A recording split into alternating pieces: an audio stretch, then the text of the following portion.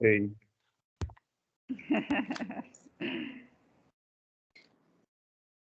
Estão me escutando bem? Sim. Tá. Bom dia, professora. Bom O nosso dia. seminário vai falar sobre a dimensão ético-política da atuação do psicólogo na saúde do trabalhador. Então,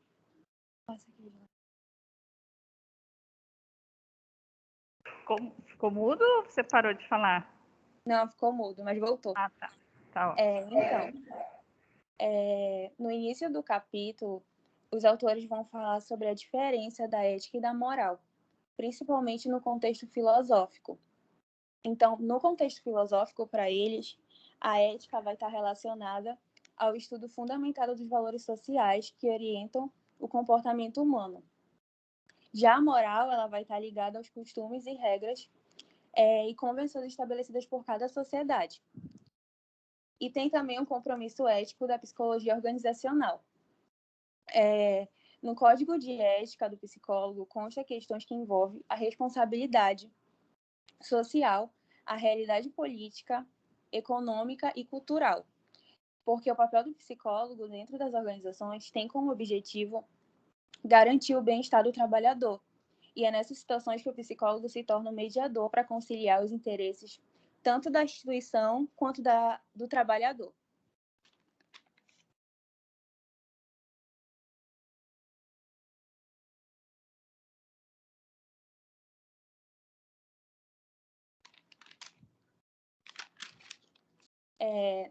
Nesses casos do impacto do trabalho na vida social dos trabalhadores, o psicólogo pode atuar impedindo alguns adoecimentos psicológicos relacionados às demandas propostas no dia a dia no ambiente de trabalho, acompanhando as atividades e o desenvolvimento dos funcionários e aplicando pesquisa de clima, fazendo o processo de escuta e tentando solucionar questões práticas.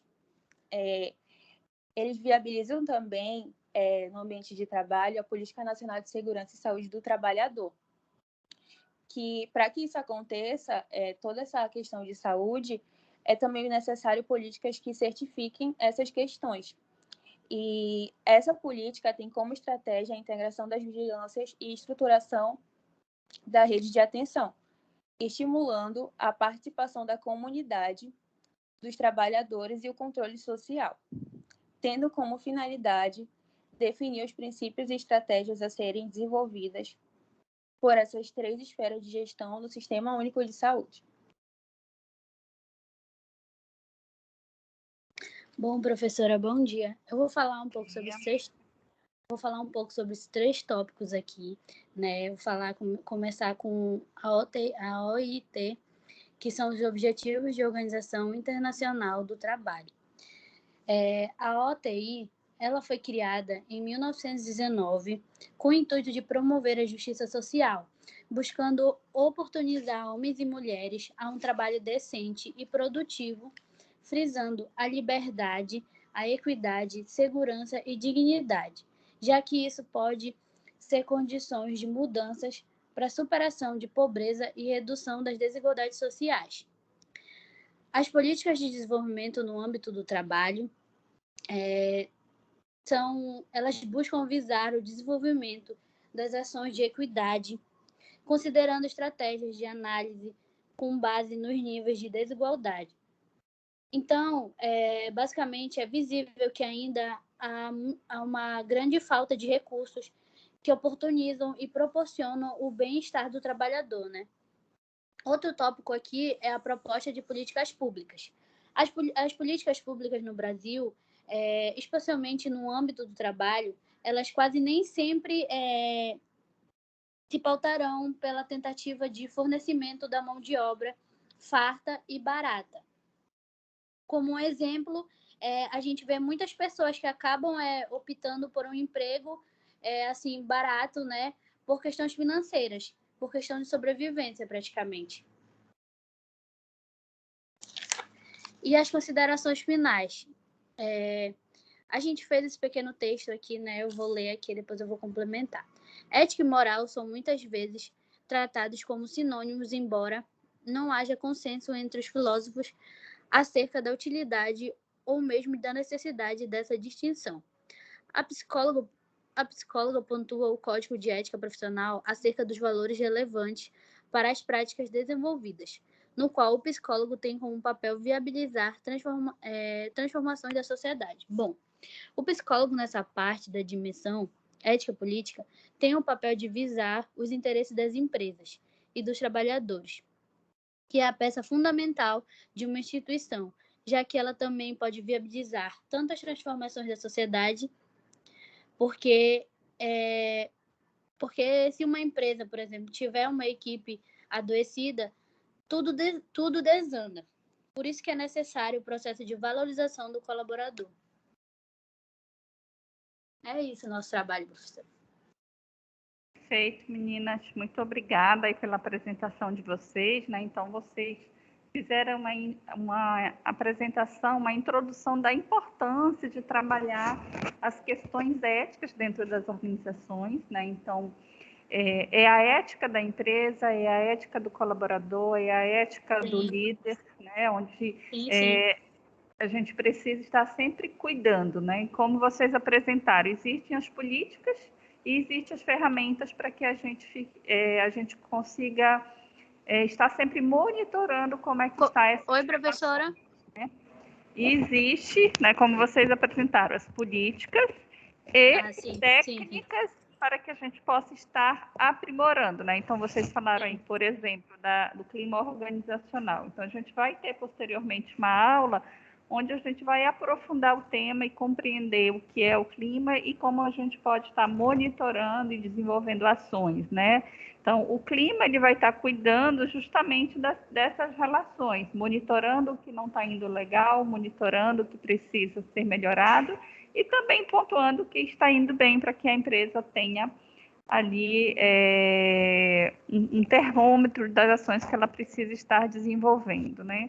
Com relação às políticas que vocês falaram, né, da segurança e saúde do trabalhador, então aí são muitas políticas que vão variar de acordo com o tipo de empresa, então é uma área da segurança do trabalho, mas que a área de gestão de pessoas trabalha em conjunto, então precisa conhecer essas políticas, precisa entender que é um direito do trabalhador, onde a empresa precisa estar trabalhando de acordo com o que diz as políticas, que vai variar com o estilo de empresa, né? Então, por exemplo, indústrias vai ter algumas políticas, hospitais terão outras políticas, comércio terão outras políticas. Então, de acordo com o tipo de empresa, a gente precisa estar atento às políticas às quais aquela empresa vai estar inserida, que envolve aí os riscos à saúde do trabalhador, tá? Mas a gente vai aprofundar isso em outras aulas.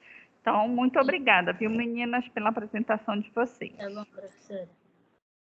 Agora nós temos a apresentação da equipe 4, a equipe do Matheus. Exatamente. Bom dia. Bom dia. Professora, deixa eu só comunicar. Eu sou a Ana Rosa, eu estou em atendimento domiciliar, né, pelo meu estágio, e eu só pedi um tempinho aqui só para apresentar o meu trabalho, aí depois da minha apresentação eu vou precisar sair da aula, eu preciso voltar para o atendimento. Tudo bem? Obrigada. Tudo bem, sem problema. Jurava que era coisa de signo, aí, Nildiane.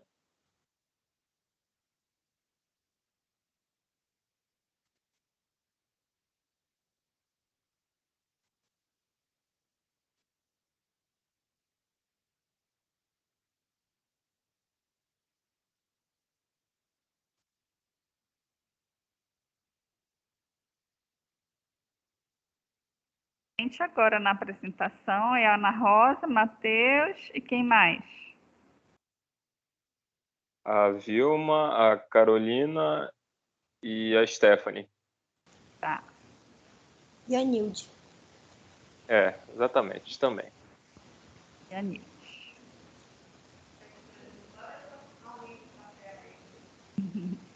É tu que está apresentando, é?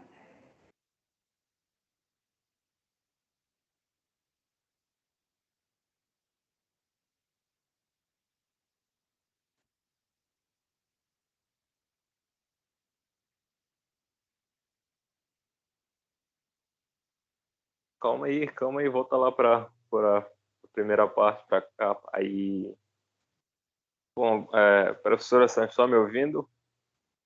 Sim, estou ouvindo. Bom dia, professora, minha própria turma em geral, meu grupo. Nós vamos falar sobre uma proposta brasileira para a clínica psicodinâmica do trabalho. E o meu grupo é composto por mim, Ana Rosa, Carolina, Stephanie, Nildiane e a Vilma. Pode passar aí, Nilde, por favor. Bom, temos que começar com o que é a psicodinâmica do trabalho. E ela é uma abordagem científica criada por Christophe Dejoux lá entre o meio dos anos 80.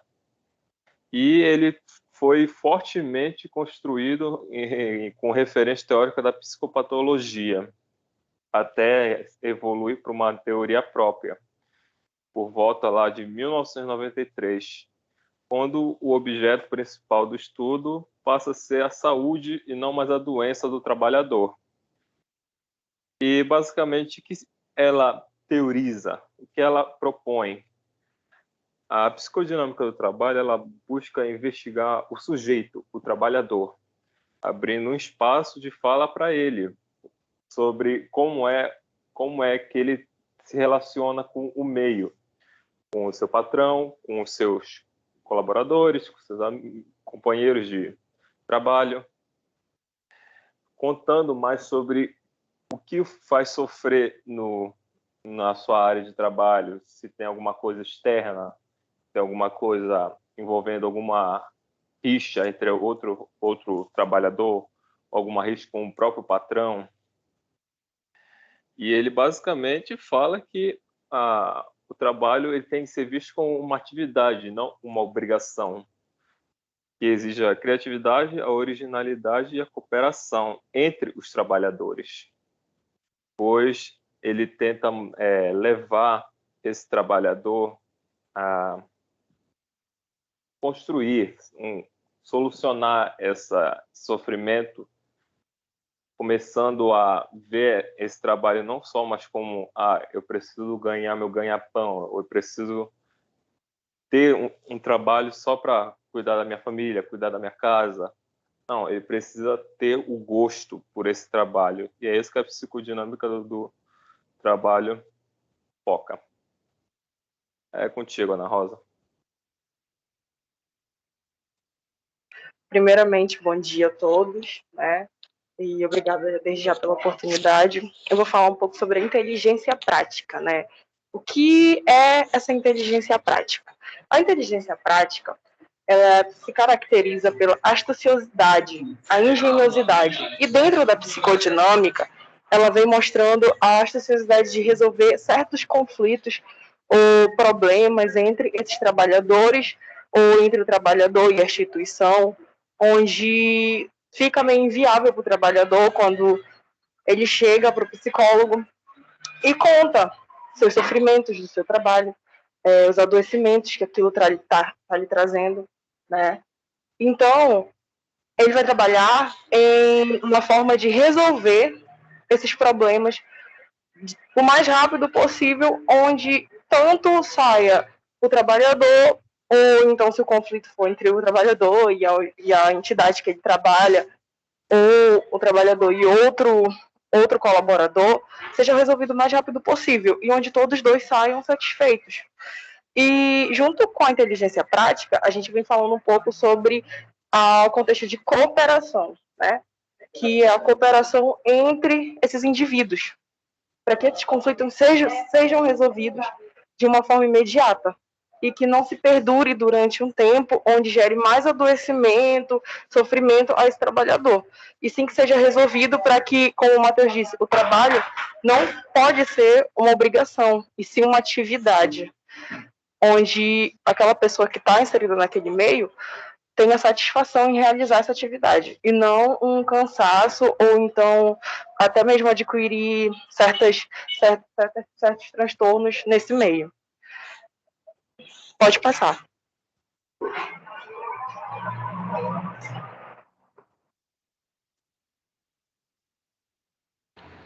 Bom dia, professora. Eu vou falar sobre os métodos da psicodinâmica de Deju. Existem 8 métodos, mas eu vou falar apenas 3 que eu achei mais importantes, que é a pré-pesquisa, a pesquisa e a observação clínica. Na pré-pesquisa, vamos definir a equipe de pesquisadores e de trabalhadores que irão se comprometer com a clínica. Aí buscam-se conhecer informações sobre os processos de trabalho, a organização e as lutas, os conflitos que já ocorreram entre os diferentes níveis hierárquicos.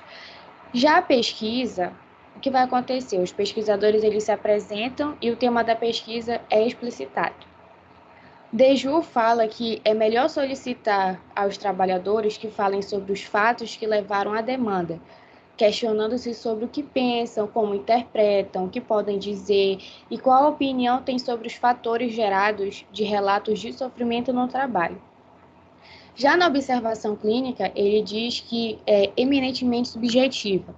Para ele sinaliza que o pesquisador escreva logo depois da sessão, que é retirado da sua memória.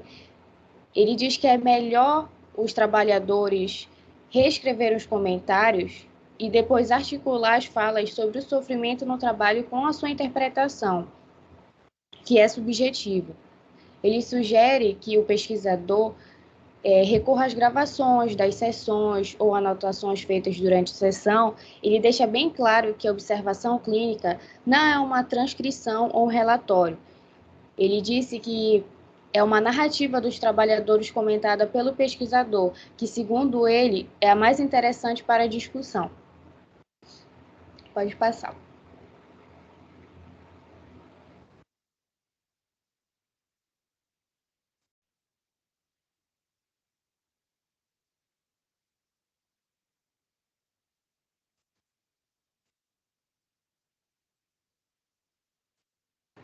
É a Nilde agora.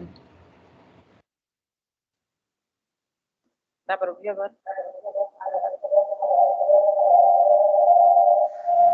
Ficou eco. Do eco maravilhoso. Eu vou falar sobre as adaptações brasileiras da psicodinâmica, que ela nada mais ela vai contrapor, né, com a francesa e a brasileira, né, que a francesa ela não, digamos assim, ela não dava voz ao trabalhador, e a brasileira ela já vai passar a dar a essa voz, a esse trabalhador, que ele tem aquele como é que eu posso dizer? Aquela pressão, né, do prazer e do sofrimento. Eu estou trabalhando porque eu gosto, ou eu estou trabalhando porque eu realmente necessito. Então, ele vai passar a dar esse ouvido, né, a ele. Vai saber o porquê, como ele está se sentindo naquela empresa, e como ele vai estar ali sendo assistido, não só pelos colegas também, mas pelo gestor, pelo psicólogo, até pelo dono da empresa, né? Como a senhora mesmo falou em várias aulas.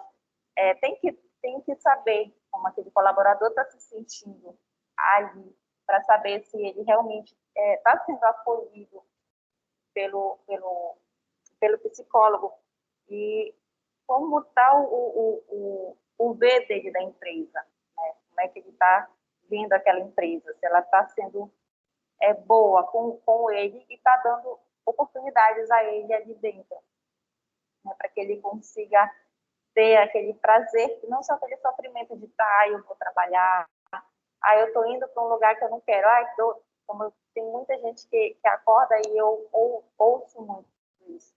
Poxa, eu tô trabalhando, eu não gosto desse emprego, mas eu estou trabalhando porque eu necessito trabalhar. Ou então, eu vou para aquele emprego ali que, poxa, o horário não bate com o meu, eu não queria esse horário, como eu também já ouvi muitas vezes, né? Então, a brasileira, ela veio dar ouvido para que aquele colaborador se encaixe, vou colocar assim, naquele setor que ele realmente está, para que ele não se sinta sobrecarregado, né?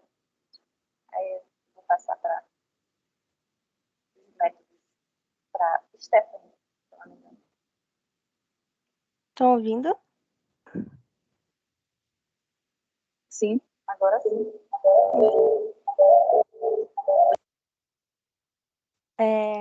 Eu vou falar sobre Mendes e Araújo, os métodos dele. E eles, ao retornarem aos métodos originais de Desjus, eles sugeriram um aprofundamento da escuta clínica, da psicanálise, para uma melhor compreensão do prazer e sofrimento. E o método proposto por eles faz distinção entre a clínica das patologias e a clínica da cooperação. E a primeira, ela fala que ela já escuta o sofrimento do trabalhador já adoecido e ela tem foco no resgate do sentido do trabalho para o sujeito poder reconstruir a história de adoecimento e a violência que ele foi exposto. E a segunda, que é a clínica da cooperação, ela promove a saúde e a mobilização subjetiva do coletivo dos trabalhadores. No caso, ela vai estar voltada para analisar e melhorar a mobilização subjetiva, a construção de regras coletivas e de convivência para um coletivo focado no cotidiano de trabalho. E também, Mendes e Araújo, eles salientam que é possível realizar a clínica das patologias com trabalhadores de diferentes contextos, pois eles dão importância que eles falam que é importante atuar frente ao sofrimento patogênico e acaba objetivando evitar as patologias do trabalho e, consequentemente, o adoecimento dos trabalhadores. E é isso.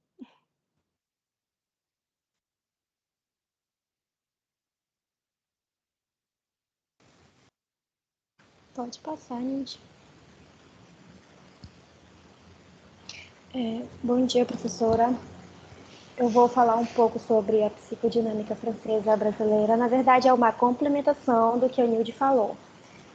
A psicodinâmica do trabalho, ela é uma abordagem científica, como o Matheus falou, né, que foi desenvolvida na França na década de 1980 e que investiga os mecanismos de defesa dos trabalhadores frente às situações causadoras de sofrimento decorrente à organização do trabalho. A psicodinâmica do trabalho francesa com a brasileira, ela observa-se um pressuposto de conceitos e alguns desses conceitos foi a necessidade de pesquisa com a escuta clínica do sofrimento, que foi como a Nilde falou, que a brasileira, ela procura escutar mais, né? O sofrimento das pessoas, que seria, no caso, aqueles sofrimentos dos trabalhadores. Ou seja, a necessidade de investigar os aspectos da organização do trabalho, sobre a saúde daquele trabalhador, e em especial a saúde mental. A saúde mental daquele trabalhador, como ele está agindo diante das pressões do trabalho e da psicodinâmica do trabalho, buscar compreender esses aspectos psíquicos com a relação a este trabalhador. E o nosso grupo, na verdade, ele falou... O capítulo inteiro, na verdade, foi como compreender a saúde mental desse trabalhador. Como saber se aquele trabalhador está se sentindo bem no trabalho, como ele está agindo aquela pressão do seu chefe ou do seu trabalho. E o nosso grupo ele buscou compreender isso, que o trabalho psicodinâmica vem destacando esses aspectos fundamentais, que é colaborando com a saúde mental desses trabalhadores. Foi isso. Nosso grupo apresentou. Muito bem, obrigada. Tem mais alguém? Não, né? Não. Muito obrigada aí pela apresentação de vocês, né? Então, a gente chegou a ler um texto, né, do Desjus, e aí vocês, então, complementam, né, com toda essa apresentação do que é a psicodinâmica, né? Então, na verdade, a psicologia, ela não tem respostas prontas, né? Nós sempre, dentro das nossas ações, independente da área que nós estivermos, nós vamos sempre ter que fazer pesquisa, sempre teremos que investigar aquele problema.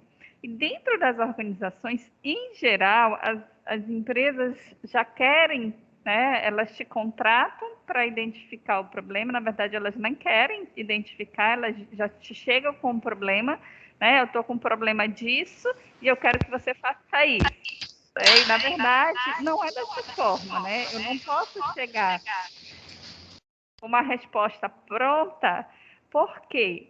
Porque eu tenho que estudar, eu tenho que analisar aquela demanda, né? Então, digamos, uma empresa está com um problema, em geral, vamos supor aqui, falta de motivação. Aí eu quero que você aplique um treinamento para que os colaboradores fiquem motivados, né? Então, não é dessa forma. Eu vou precisar entrar na empresa, fazer pesquisa, ouvir os colaboradores, como o próprio Dejus ele sugere no método dele, e é o método que a gente utiliza dentro das organizações. Eu preciso entrar na organização, escutar a demanda desta empresa, deste que está contratando o serviço, e preciso ouvir esses colaboradores para que eu, diante das análises de todos esses levantamentos, eu possa, então, identificar as causas e propor as ações para resolver ali aquela demanda, aquele problema. Eu nunca posso ir com ações prontas, porque eu não sei se aquela ação pronta vai resolver exatamente aquele problema. Porque eu nem sei se aquele problema é exatamente aquele problema, né? Então, a gente precisa sempre fazer a pesquisa, fazer a análise, para que a gente possa, então, fornecer algo que vá ser eficaz para aquela organização, né? Então, esse tipo de trabalho hoje, dentro das organizações, a gente chama de diagnóstico organizacional. Então, quando a empresa nos contrata ou nos chamam para resolver um problema, a gente precisa fazer um diagnóstico a partir de uma pesquisa, que eu vou poder utilizar entrevista, vou poder utilizar questionário, observação, de acordo com aquilo que eu entender que serão as técnicas mais adequadas e mais viáveis de acordo com a empresa. É uma empresa grande, é uma empresa pequena? Em empresa pequena eu consigo fazer entrevista, empresa grande eu não consigo fazer entrevista com todo mundo, mas eu consigo fazer questionário ou aplicar uma pesquisa online, né? Então a gente vai sempre estruturando de acordo com a nossa demanda para que a gente coloque as ações em prática, né? E aí vocês fizeram também o contraponto que a clínica do Dejus coloca, né, entre a clínica da patologia e a clínica da cooperação. Então, antigamente, as organizações, né, e os estudos da psicologia era somente para tratar, só para curar, né? Então, quando aquele trabalhador já havia adoecido, então vinha com as ações para o método curativo, né? Aquela visão muito higienista da psicologia que está ali para curar. E a gente sabe que esse modelo já está ultrapassado, que a psicologia está num movimento de trabalhar com a prevenção há bastante tempo. Então, dentro das organizações hoje, nossas ações, elas não visam ações curativas para curar aquele colaborador que está doente. Pelo contrário, é se antecipar, é trabalhar num contexto de ações preventivas que justamente não levem esse nosso colaborador a adoecer. Então, a gente trabalha com a questão de promoção da saúde, está olhando, né, por esta qualidade de vida antes mesmo desse nosso colaborador adoecer. Então, as nossas ações hoje dentro da organização, elas são com esse intuito, né, de não deixar, ou pelo menos minimizar esse processo de adoecimento e sofrimento. E isso vai em todas as nossas ações, elas visam justamente ter esse intuito aí, tá? Então, muito obrigada também pela apresentação de vocês, foi excelente também, tá bom, gente? Então, agora a gente vai dar continuidade. Quinta-feira a gente tem ainda mais 2 equipes do seminário. E agora a gente vai dar continuidade ao assunto que nós iniciamos semana passada, onde a gente falou de entrevista por competência. A gente vai, então, continuar o assunto embora, hoje. Professora. Oi? Já estava indo embora, já estava achando que a aula acabou. Tu já estava indo embora? Não, mas... já achei. pouquinho, mais um pouquinho, Matheus. Mais pelo menos uns 50 minutos. 1 hora descansando, professora. Não, teve o final de semana todo para descansar. Vamos lá, deixa eu ver.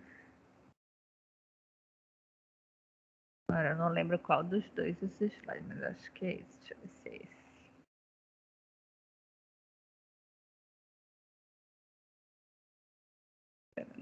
Deixa eu olhar aqui que é melhor.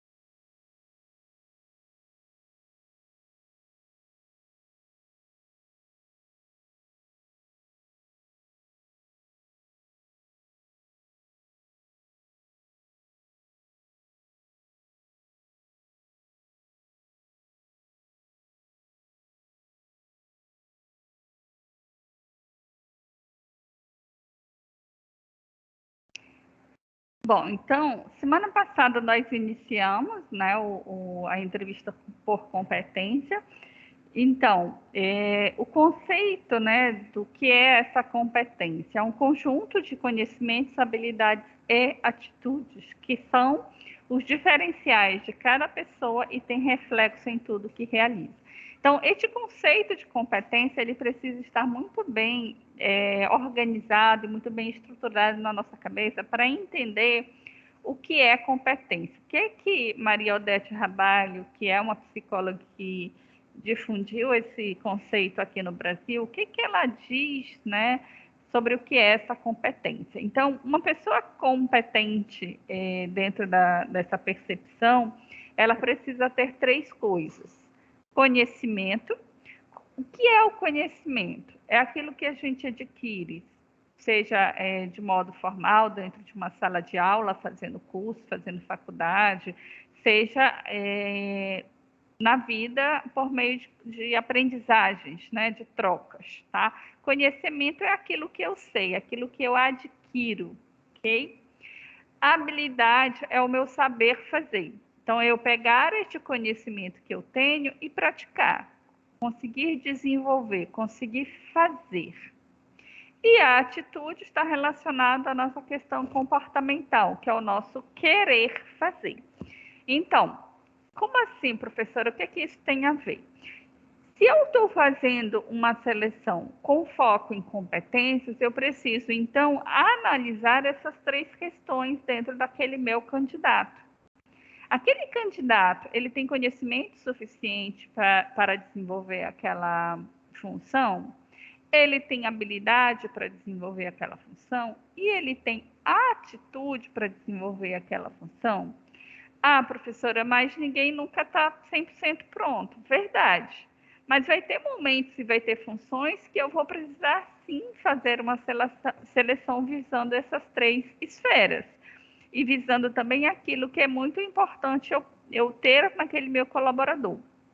Para a atividade que ele vai desenvolver, ele tem o conhecimento, mas não tem a habilidade.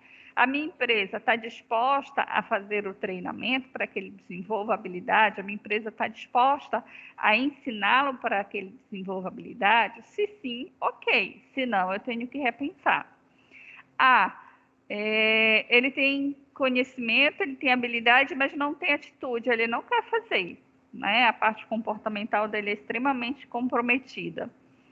Minha empresa está disposta a tentar investir num processo de mudança ou ela prefere já pegar alguém que tenha atitude, de ter essa questão comportamental bem trabalhada, que não vai estar gerando problemas ali dentro, né? A gente sempre tem que pensar que dentro de uma organização nós estamos lidando com um coletivo. e não com o individual, porque às vezes se eu penso somente no individual e faço uma seleção errada, por exemplo, uma seleção inadequada, este individual pode gerar o quê? O descontentamento dos demais. Pode gerar um sentimento de que o fulano não faz, né? Ele não tem atitude, ele não quer fazer, a empresa não faz nada, a empresa não pune, eu também não vou fazer. Então, a gente sempre tem que pensar numa visão macro, numa visão coletiva, não somente numa visão individual. Ainda há pouco a equipe estava falando, né, do processo de adoecimento, né, no processo onde aquele colaborador ele precisa sentir o prazer por aquilo que ele desenvolve.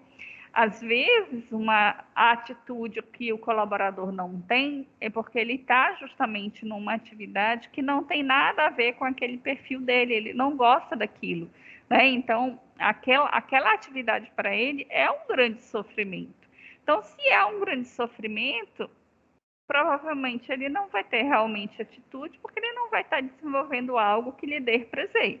Então, aí a gente já vê uma importância de se fazer uma seleção adequada. Não é só para a empresa, né? Mas também para esse trabalhador, para que essa atividade não venha gerar adoecimento, não venha gerar sofrimento para aquela pessoa. Porque às vezes a gente acha, ele só precisa trabalhar. O trabalhar é extremamente importante, mas se for em algo que esteja relacionado a algo de interesse daquela pessoa. Porque aí ele consegue fazer algo para ter o dinheiro que é super importante, mas que não venha causar ali o adoecimento.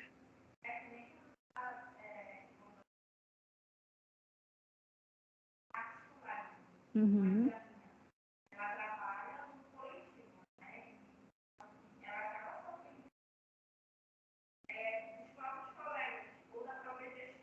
Uhum. Certo.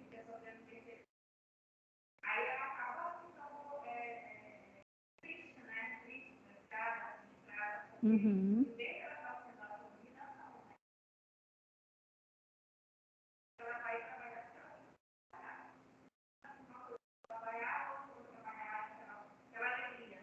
Uhum. Sim. Aí a Nilde coloca aqui um exemplo, né, de uma pessoa que sofre bullying dentro das organizações, né, que vai trabalhar, e aí a gente pode mudar o nome de bullying, né, em vez de bullying a gente pode utilizar o termo assédio, né, dependendo do contexto. Eu não sei exatamente qual é o contexto, se é bullying ou assédio, mas são coisas muito presentes dentro da organização, né. O que acontece que aquela pessoa de alguma forma está sendo assediada ali? É algo que a gente vai precisar compreender e entender para que a gente possa intervir, porque é algo individual, mas que também afeta o coletivo, tá? E aí, posteriormente, a gente vai ter uma aula onde a gente vai discutir, né, só sobre essa questão de assédio. Então, aqui é o que a gente chama de chá da competência. O que é o chá? Conhecimento, habilidade e atitude. É a palavrinha que resume o conceito de competência, só vocês lembrarem do chá. Então, a entrevista por competência, ela é uma investigação de experiências vividas pelo candidato, cujo objetivo é a observação de comportamentos específicos essenciais para aquele cargo. Então, como a gente falou na semana passada, é um processo de investigação que vai avaliar os comportamentos passados. Então, eu vou fazer perguntas que me levem esse meu candidato a falar sobre coisas que ele desenvolveu, sobre coisas que ele fez ou sobre comportamentos que ele possui no passado, para que eu consiga ter uma previsibilidade de que isso realmente volte a acontecer. Então, quando eu investigo o passado, né, nós temos grandes chances de que aquele comportamento que já se realizou volte a realizar. Então, a gente falou justamente na semana passada, né, dos processos das entrevistas tradicionais que estão em desuso, justamente porque eles não são perguntas que falam de passado, em geral são perguntas que falam de expectativas, que falam de futuro, mas isso dá pouca previsibilidade ou nenhuma previsibilidade, né? Então, o objetivo da entrevista por competência é essa observação aí de comportamentos específicos. Então, o primeiro passo que eu preciso fazer quando eu vou trabalhar dentro de seleção é mapear o perfil. Então, o que é mapear o perfil? É justamente identificar que competências aquele cargo precisa. E aí eu tenho que ir para a internet ver isso, né, professora? Não. Eu preciso identificar e mapear esse perfil de acordo com esta organização a qual eu estou inserida. Para a minha organização que eu estou no momento, para o cargo de motorista, por exemplo, quais são as competências necessárias? Se eu entendo que competência é conhecimento, habilidade e atitude, serão essas que eu preciso mapear. Conhecimento. O que o motorista da minha empresa precisa? Ele precisa entender de legislação, ele precisa ter a carteira de motorista, ele precisa ter curso de MOP, que é movimentação de produtos perigosos, ele precisa ter curso de direção defensiva, isso são conhecimentos, tá? Habilidade. O que esse meu motorista para a minha empresa precisa? Ele já precisa ter 2 anos como motorista. Ele precisa ter essa habilidade de dirigir ônibus. Ele precisa ter habilidade para dirigir carreta. Então, eu coloco. E qual é a atitude que esse meu motorista precisa ter? Ele precisa ser uma pessoa com fácil relacionamento interpessoal, ele precisa saber trabalhar em equipe, ele precisa, né, ter liderança. Um exemplo, estou pensando aqui, né, mas eu vou organizar isso com o gestor daquela área. Então, esse motorista, ele é ligado a um gerente de logística, ele é ligado a um gerente de frota, então é com esta pessoa que eu vou estar alinhando, eu vou estar mapeando esse perfil. Para quê? No momento que eu vou fazer uma seleção, eu consiga pensar o que eu preciso investigar nesse meu candidato para verificar se ele possui, para que eu possa, então, entregar a esse gestor candidatos alinhados com esse perfil, alinhado com isso que é necessário para esta vaga, nesta minha organização que eu estou no momento. Então, não dá para fazer seleção, gente, sem nós fazermos um mapeamento de perfil. Porque se eu faço uma seleção sem mapear corretamente os perfis, essa seleção provavelmente vai dar ruim, como dizem, né? Por quê? Eu vou fazer uma seleção que não vai atender as expectativas desse meu gestor, que não vai atender as expectativas desse meu colaborador, e em um curto período de tempo, ou essa pessoa pede para sair, ou ela vai estar sendo desligada. E aí a gente já comentou sobre os custos que envolve uma seleção inadequada, tá? E a gente vai estar o tempo todo fazendo retrabalho, fazendo novas seleções, onde a gente poderia estar investindo em outras ações de recursos humanos, né? Mas a gente está sempre investindo ali naquela seleção. Então, a gente precisa sempre pensar nisso, porque senão a gente só fica fazendo seleção, tá? Eu sempre digo que quando uma rotatividade de uma função ela ocorre no período de experiência, que envolve os 90 dias, é um erro de seleção. Ou seja, aquela pessoa que trabalha ali naquela seleção não está fazendo seleções adequadas. Ela está ou falhando no mapeamento do perfil, ou falhando nas técnicas de entrevista, ou nas técnicas de seleção. Ela está falhando em algum ponto ali. Mas, se são rotatividades que passam, né, depois disso, com mais tempo, né, a gente pode dizer que pode ser dificuldades de liderança ou dificuldades ali nas políticas da empresa. Não é um erro de seleção, mas pode ser problemas advindos nas outras esferas. Segundo passo, eu vou estruturar a minha entrevista comportamental, tá? Então, a minha entrevista, ela precisa sempre ser pensada, né? Ela precisa ser organizada para que eu consiga, naquele momento de entrevistar o meu candidato, fazer as perguntas certas. Fazer as perguntas que vão me levar a ter as respostas em cima desse perfil comportamental, tá? Eu não posso ir para uma entrevista com coisas na minha cabeça sem me preparar, a menos que eu já tenha grande tempo de vivência, né, dentro da área, e aí ok.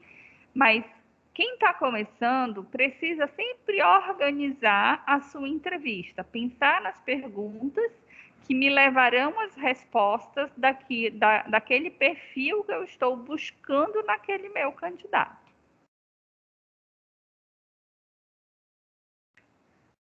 Então, quais competências técnicas e comportamentais, elas são essenciais? Então, como eu falei ainda há pouco, vai ser em cima daquele perfil que eu organizei juntamente com o gestor da área. Então, cada cargo terão competências técnicas, que aí envolve conhecimentos, né, e competências comportamentais, que envolvem as questões de atitudes diferentes. Não serão as mesmas coisas, vão variar de cargo para cargo, ok?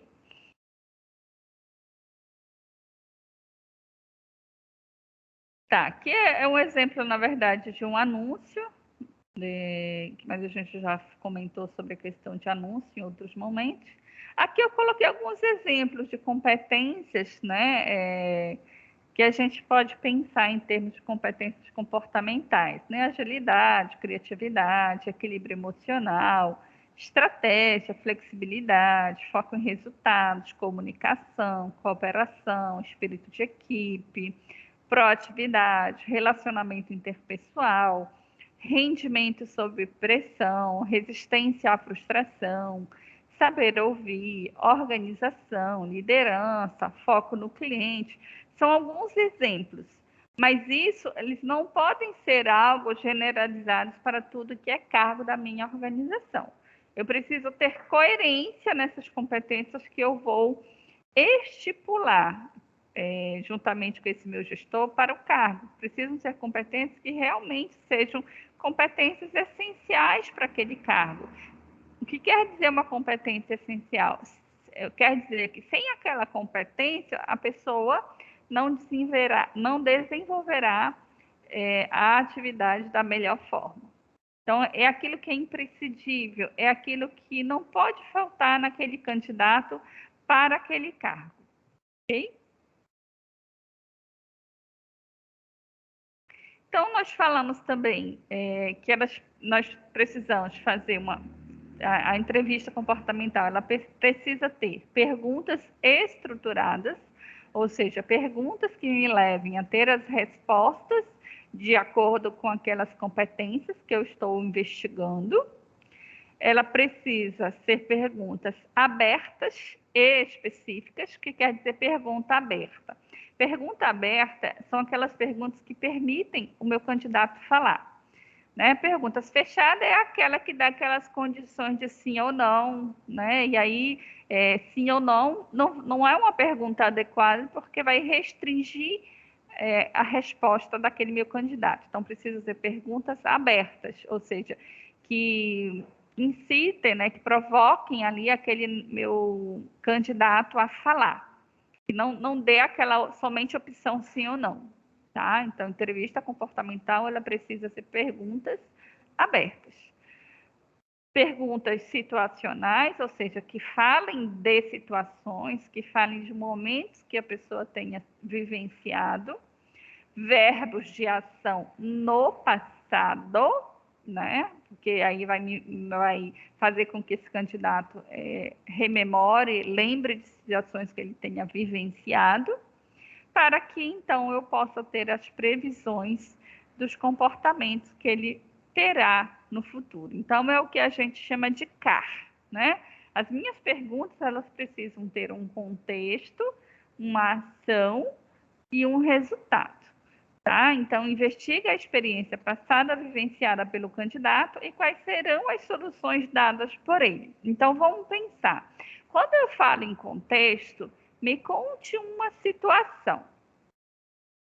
Se eu inicio a minha pergunta, me conte uma situação, essa pessoa ela vai ter que contextualizar. Qual foi a situação, onde ocorreu, né? Ela vai ter que ter uma ação, que é o verbo, né? Ou seja, o que a pessoa fez. E o resultado é o que se teve em cima dessa ação, em cima dessa atitude desse meu candidato. Me conte uma situação onde você tenha tido que lidar com um trabalho sob pressão e o que aconteceu, como se resolveu, como se deu alguma coisa nesse sentido. Que aí a pessoa contextualiza, te dá a ação, que é o que ela fez, que é o verbo, e ela consegue te dizer o resultado. E aí eu consigo, então, em cima deste relato, pensar, né? Se eu estou verificando se a pessoa consegue trabalhar sob pressão, em cima desse relato eu consigo ver se ela tem essa habilidade de trabalhar sob pressão. Se ela está me contando uma ação de resolver problemas, eu consigo identificar se ela realmente consegue resolver problemas ou se ela chama outras pessoas. Se eu estou querendo investigar trabalho em equipe, eu consigo visualizar se ela consegue trabalhar em equipe ou se ela é aquela pessoa que resolve tudo sozinha, né? E aí a gente consegue, então, ter aí uma previsibilidade, né? Eu trouxe aqui alguns exemplos, né? Então, digamos, eu quero investigar a competência foco no cliente, né? Saber se esse meu candidato tem esta competência. Conte-me um exemplo em que você conseguiu fidelizar o cliente. O que você fez para atingir esse resultado? Então, a pessoa ela vai ter que contextualizar e ela vai ter que dizer, né, o que ela fez. Qual foi o cliente mais difícil com quem teve que lidar? O que tornava esse cliente difícil? O que você fez para contornar a situação? Conte sobre uma situação em que você reverteu uma má impressão que o cliente tinha da empresa. Então, percebam que são situações e se a pessoa não tiver vivenciado, ela não vai conseguir te dar uma resposta por algo que ela leu lá no Google. Ou ela viveu ou ela não viveu, né? Então, se ela não tiver vivenciado, ela vai te dizer, não, nunca vivenciei uma situação dessa. Ela não vai conseguir mentir. Ok? Criatividade. Conte-me uma situação onde você se considerou criativo para resolver um problema complexo. Fale sobre uma situação em que você não tinha recursos para realizar a tarefa desejada. O que você fez? Né? A pessoa vai desenvolver a atividade, não tem recursos. Né? Então, ela vai ter que te contar se ela conseguiu trabalhar sem recursos e o que ela fez. Se ela conseguiu, você consegue avaliar se aquela ação dela realmente foi criativa para resolver aquele problema ali. Ou não. Então, se eu estou avaliando criatividade, se eu estou avaliando resolutividade de problemas, eu consigo compreender a partir desse relato. Flexibilidade. Você já viveu uma situação que lhe obrigou a mudar repentinamente de ideia? Como você se saiu? Então, digamos, é uma atividade, é um cargo onde essa pessoa vai estar lidando sempre com mudanças. Então, é um cargo onde a pessoa precisa ser versátil, precisa ter flexibilidade para as mudanças constantes que aquele cargo exige. É uma competência que eu vou precisar investigar nesse meu candidato. Mas é um operador de máquinas que vai trabalhar ali na fábrica, que todo dia tem que só colocar a matéria-prima dentro da máquina, apertar um parafuso, apertar um botão. Precisa ter flexibilidade, né? Ela vai trabalhar ali com rotina. Então, eu sempre vou pensar na competência pensando naquele cargo. Fale-me sobre um momento em que você precisou assumir responsabilidade por uma tarefa que não fazia parte do seu escopo de trabalho. Como foi? né? Isso aqui é muito comum nas organizações, em algumas organizações que tem esse perfil, né? Onde às vezes tem redução de quadro, as pessoas adquirem atividades de outras áreas. Eu sei que a minha organização tem esse perfil, isso é muito constante, perpassa por vários cargos, se não na maioria de todos os cargos, então é importante eu investigar essa flexibilidade. Então, é uma pergunta que esse meu candidato, se ele tiver vivenciado, eu consigo visualizar se ele é alguém que se adapta ou alguém que aceita, mas fica ali depois adoecido com aquilo. Tá? Como você reage a mudanças difíceis? Me dê um exemplo específico, né, de uma situação que você tenha vivenciado uma mudança difícil, o que aconteceu e o que você fez. E aí, são perguntas fáceis? Dá para a gente estar inventando? Não, né? São perguntas bem difíceis, não no sentido difícil de responder, mas no difícil que a pessoa não consegue inventar, ela vai te contar o que ela vivenciou. Vamos pensar aqui, né? A professora ela nunca trabalhou, mas eu quero investir flexibilidade. Então, essa pessoa não vai poder participar de processo de entrevista de competência? Pode, gente. Eu vou adaptar só ao contexto. Flexibilidade, eu tenho flexibilidade não só no trabalho, eu tenho flexibilidade em casa com a minha família, eu tenho flexibilidade na escola com os meus colegas, eu tenho flexibilidade na igreja que eu frequente. Então, parte comportamental a gente consegue analisar em qualquer esfera, tá? Não só dentro de uma profissão. Então, mesmo naquele candidato que nunca tenha trabalhado, a gente consegue avaliar se ele tem flexibilidade, se ele tem comunicação, se ele tem liderança, ok? Descreva uma situação... Okay. Oi, Matheus. Ok, só falei ok eu mesmo. Oi? Eu só falei ok, professora. Ah, ok. Ah, tá. Tudo bem, pensei que tu ia perguntar alguma coisa. Descreva uma situação importante onde você usou uma ideia particular para resolver um problema da companhia. Conte-me sobre o momento que você levou uma equipe a alcançar seu objetivo. Dê exemplos de como você identificou um problema de rotina de trabalho, olhando com mais proximidade a situação e por aí vai. Então, mapeei o perfil, eu vou estruturar a minha entrevista. Estruturar a entrevista quer dizer que ela precisa ser rígida? Não, vai ter coisas que me virão, que vão surgir para mim naquele momento ali, de acordo com o relato daquele meu candidato. Mas quer dizer, estruturada no sentido de eu pensar no perfil e pensar já em algumas perguntas que serão importantes eu fazer para que eu consiga, então, ter as respostas daquele perfil que eu estou ali precisando.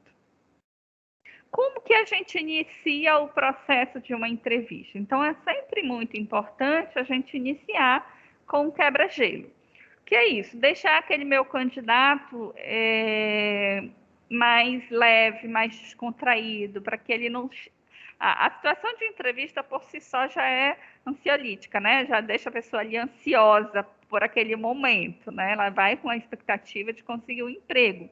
Então, eu não posso ir com uma postura que vai deixar esse meu candidato mais nervoso ainda, né? Eu tenho que ser uma pessoa cordial, que passe ali uma simpatia, que passe ali um certo conforto para aquele candidato, que ele se sinta ali à vontade, que eu não estou ali contra ele, tá? Então, a minha postura, né, de um quebra-gelo pode ser um sorriso, pedir para ele sentar, oferecer uma água, oferecer um café. Isso vai deixar a pessoa mais à vontade para aquele momento. Outra coisa muito importante de fazer um bom quebra-gelo, ou rapport, como a gente costuma chamar dentro da psicologia, é também para deixar esse candidato mais à vontade para falar. Porque quanto mais nervoso ele tiver, menos ele consegue se soltar, né? E quanto mais à vontade ele tiver, mais as coisas vão fluir, mais aquela entrevista será uma entrevista que vai conseguir realmente nos dar as informações adequadas. Sentar-se em frente ou ao lado do candidato, avisar que fará algumas anotações, comunicar que fará perguntas sobre sucessos e insucessos, né? Ou seja, falar um pouquinho do que vai acontecer ali para que esse candidato, então, se sinta mais confortável para responder à entrevista. Durante a entrevista, o que é importante nós estarmos atentos? Manter o controle da entrevista. Isso é muito importante. Por quê? Tem muito candidato que querem te entrevistar, né? Então, a gente tem que colocar o candidato no lugar dele, né? Eu não vou ser uma pessoa antipática, deixando ele nervoso, mas também eu não vou deixá-lo comandar a entrevista e ele começar a me entrevistar. Esse não é o objetivo. Quem é o entrevistador ali sou eu. Então, eu faço as perguntas. Isso não quer dizer que o meu candidato não possa perguntar e não possa interagir. Pode e deve, porque não é legal ele sair de uma entrevista com dúvidas, mas ele não pode monopolizar. Então, para observar as competências, usar sempre perguntas abertas e específicas, como nós falamos. Então, durante essa entrevista, eu preciso estar atento a isso. Formular perguntas sobre o dia a dia do candidato, como nós também já conversamos, né? As perguntas situacionais. Administrar o silêncio com empatia, sendo facilitador da interação. Então, eu terei momentos que esse candidato pode ficar o silêncio, então a gente precisa ser empático com aquela pessoa, compreender que aquele momento é um momento que causa realmente ansiedade, né? Não é um momento da gente deixar a pessoa ali constrangida, ok? Fazer perguntas de provas contrárias. Isso aqui é muito importante. O que é isso? Às vezes, a gente, para ter certeza de uma situação que eu fiquei muito em dúvida ou que eu não senti segurança naquilo que o candidato me falou, eu faço a mesma pergunta com o mesmo objetivo, mas de uma forma diferente, para eu ter certeza daquilo que eu estou em dúvida sobre algo que o meu candidato respondeu. Isso aqui é muito importante. Então, o bom selecionador, ele precisa estar atento, né, ao não dito, tá? Para que esse não dito possa ser investigado com outras perguntas, de uma outra forma, para que eu consiga obter aquela resposta, para que eu consiga ter aquela resposta daquilo que eu preciso, né? Observar a comunicação não verbal do candidato, isso aqui é muito importante, como ele está no não verbal, a congruência entre aquilo que ele fala e aquilo que ele expressa, e insistir em respostas específicas. Então, fiz a pergunta, o meu candidato generalizou, não contou a situação, não contou nada específico, a gente volta e pergunta novamente, tá? Por quê? A gente precisa que esse candidato ele seja específico e não generalize. Ou seja, a gente precisa que ele fale dele e não no geral. E como que a gente encerra a entrevista? Então, ao final, eu agradeço o candidato pela participação. Eu preciso informar quais serão os próximos passos do meu processo seletivo. Isso aqui é muito importante. Olha, o nosso processo, além de você, virão outros candidatos, né? A gente está fazendo o processo, deve durar em torno de 15 dias, ou deve durar em torno de uma semana. Se você aguarde por uma semana, dentro desse período a gente deve estar dando a devolutiva. É muito importante que a gente dê um retorno a esse candidato. Por quê? Isso é uma postura ética, que essa pessoa ela disponibilizou o tempo dela para ir até a nossa empresa fazer uma entrevista, gastou com gasolina ou gastou com ônibus, né? Hoje em dia também a gente está fazendo muito processo seletivo através da internet, entrevista mediada pelo computador, mas mesmo assim a pessoa não tem um custo de dinheiro, mas tem o custo do tempo dela, da internet dela. Oi? Paga a internet, exato. E tem o custo emocional, aquele investimento, né? É uma expectativa que a gente está gerando naquele candidato quando ele vai fazer uma entrevista. Ele está esperando aquele emprego. Então, a gente precisa tratar com zelo isso, né? Então, às vezes, são pessoas que estão há bastante tempo desempregadas, estão em sofrimento por falta de emprego. Então, a gente precisa ter humanidade com aquela pessoa, tá? Então, é sempre importante que a gente dê retorno. Ah, professora, mas lá onde eu trabalho sozinho, a empresa muito grande, com grande fluxo, eu não consigo dar retorno. Não consegue ligar? Passe um e-mail. Ah, eu também não consigo. Então, pelo menos dê um tempo para esse candidato. Olha, você aguarde uma semana. Se uma semana eu não ligar, é porque você não foi aprovado e a gente optou por outro candidato. Pelo menos eu não deixo a pessoa no vácuo. Dizer que eu vou dar uma resposta e essa resposta nunca chega, né? Então, isso é uma postura antiética, uma postura inadequada de um profissional da psicologia, né, de um profissional de recursos humanos que está trabalhando ali com pessoas. Ainda há pouco a gente estava falando de ética. Então, isso é uma postura ética, ter o respeito com aquele que está ali colaborando com a nossa empresa, colaborando com o nosso trabalho, ok? Responder às dúvidas do candidato. Então, é importante que a gente pergunte, né? Você tem alguma dúvida? Você quer saber alguma coisa que eu, porventura, não tenha falado? Para que a pessoa saia dali sem dúvidas, tá? Porque tem candidatos que perguntam muito, mas tem candidato que fica com vergonha e não pergunta. Ele acha que se ele perguntar, ele pode ser desclassificado, então ele acaba ficando muito quieto. Então, quando eu abro espaço para ele falar, às vezes ele consegue falar aquilo que ele está com medo de perguntar.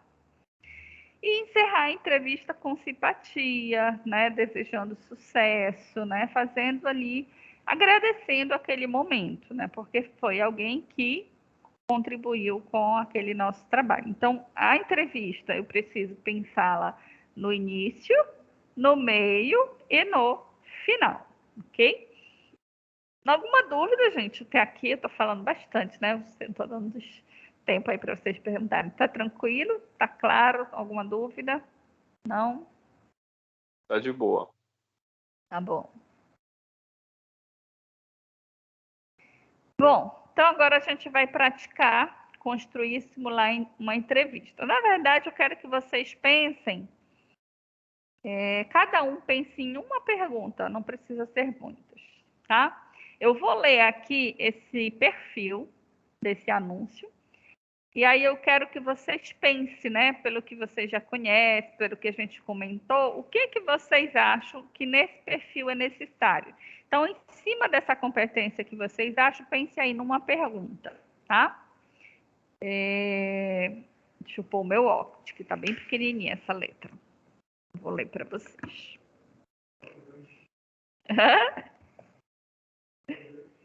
Não, mas eu estou mais perto, está mais longe. Então, esse é um anúncio da Coca-Cola. O Grupo Simões acredita que o ingrediente principal para o sucesso de uma organização vem da diversidade de nossa gente.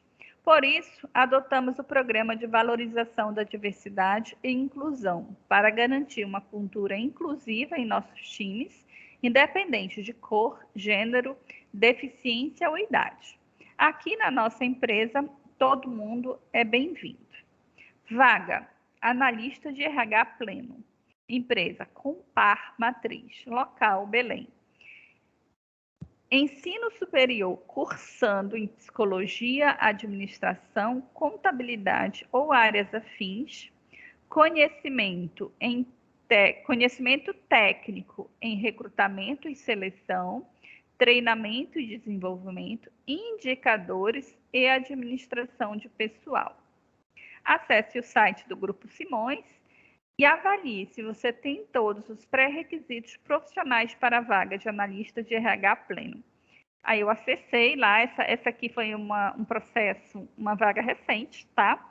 No dia que eu estava montando a aula de vocês, eu vi esse anúncio e aí eu trouxe esse anúncio. Da Compar, né, da Coca-Cola daqui de Belém. Principais responsabilidades. Responsável pela execução de atividades de recrutamento, seleção, visando buscar profissionais compatíveis com as necessidades, requisitos e competências definidas pela empresa. Acompanhamento em treinamento e desenvolvimento, auditorias, elaboração dos indicadores de RH, comunicação interna, ações de clima, bem como suporte, orientação aos gestores e colaboração quanto às políticas de RH. Formação, eu já falei, conhecimento técnico, vivência em empresas de médio ou grande porte, na condução de processos de recrutamento e seleção, T&D, auditorias, indicadores, comunicação interna, ações de clima e administração de pessoal, bem como orientação de gestores, colaboradores quanto às políticas de RH.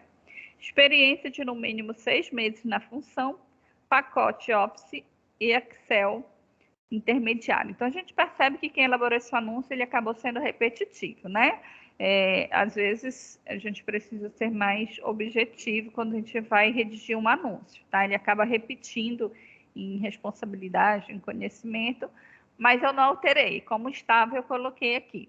Então, quero que vocês pensem aí em uma pergunta para essa função. Pode anotar, na hora que eu perguntar, vocês lembrarem. Uma entrevista pensando em competência, tá? Contexto, ação e resultado. Perfil de uma analista de recursos humanos.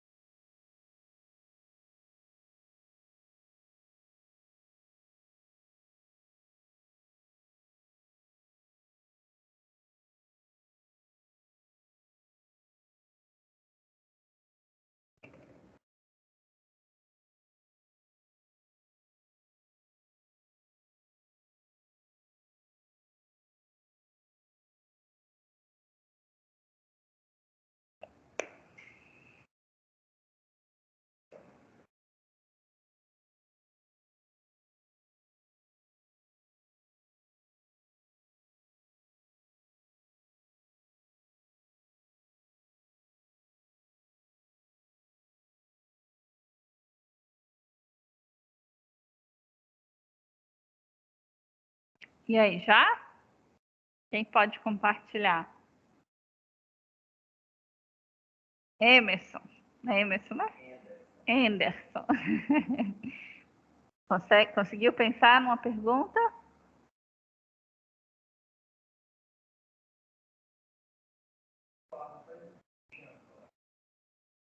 Nilde.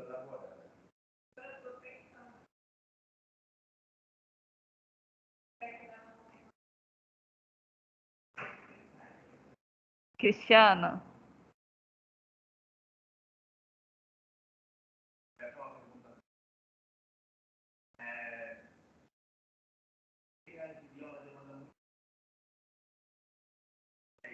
Uhum. Como reagiria, não? Reagiria, você está falando... Como reagiu, né?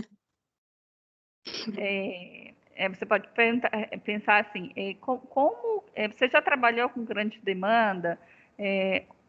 Onde foi? Me conte uma situação que você teve que trabalhar com grandes processos seletivos, com grande volume, e como é que foi, né? O que é que você fez, né? Ou como você reagiu, sempre pensando no verbo do passado, certo? Mas isso é muito bom. Por exemplo, tu conseguiu pensar, Compar provavelmente tem grandes volumes de seleção, então precisa verificar se esse meu candidato para assumir essa vaga, aqui tem muita seleção na empresa, com grandes volumes, para ver se ele sabe lidar com isso. Perfeito. Agora, pessoal do online, quem pode compartilhar uma pergunta que tenha conseguido pensar?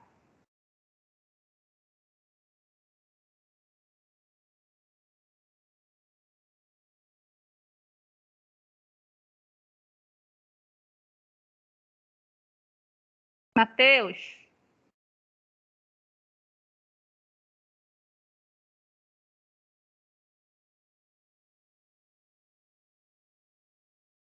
Matheus, está aí? Estou sim, professor, é que eu estou ainda pensando em uma. Ana Paula? Estou tentando formular, professora, mas assim, a ideia seria entender dele a questão da como foi, né, gestão de conflitos, tipo assim, como foi que ele, se ele já vivenciou alguma experiência de conflito dentro do ambiente profissional e etc. Sei lá, eu não estou conseguindo organizar a ideia, mas seria mais ou menos com esse foco. Como ele reagiu diante das relações interpessoais dentro do trabalho, sabe? Eu não estou conseguindo estruturar. Não sei se a senhora entendeu. Perfeito. Quem aí do online conseguiu pensar?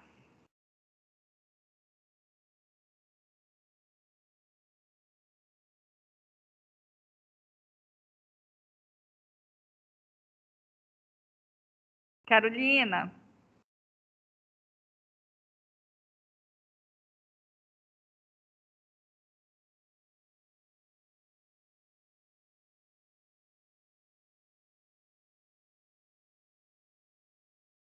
Estão devagar hoje, hein? Segunda-feira, né? Tô todo mundo de ressaca. Credo. Bom, gente, então assim, a gente vai finalizar aqui, mas o que vocês precisam ter sempre em mente, né? Perguntas com verbo no passado. Lembrando do CAR, contexto, ação e resultado. Contexto, que é justamente que a pessoa consiga nos dizer a situação, onde foi. A ação é o verbo, o que ela fez e o que ela obteve com isso, tá? Que é justamente o resultado. Aí eu consigo ter a previsibilidade, né? Se eu utilizo como você reagiria a trabalhar sob pressão, a pessoa vai inventar o que ela quiser. Como você reagiria a trabalhar com grandes quantidades de seleção, ela vai inventar o que ela quiser. Que contribuições você pode dar para a nossa organização? Ela vai inventar, gente. Ela nem conhece a tua organização, como é que ela vai saber? Então, perguntas que realmente sejam relevantes, com um objetivo de me trazer respostas em cima daquilo que eu preciso para o meu cargo. Primeiro ponto de uma seleção, fazer mapeamento do perfil, depois estruturar a minha entrevista, tá? E aí eu parto, então, para fazer a entrevista, ok? Então, quinta-feira, a gente dá continuidade aí com o nosso seminário e ao nosso assunto, tá bom? Alguma dúvida, alguma pergunta? Não, professor. Então, tá bom. Boa semana para vocês e até quinta-feira. Tchauzinho. Obrigada, tchauzinho. Tchau. Tchau.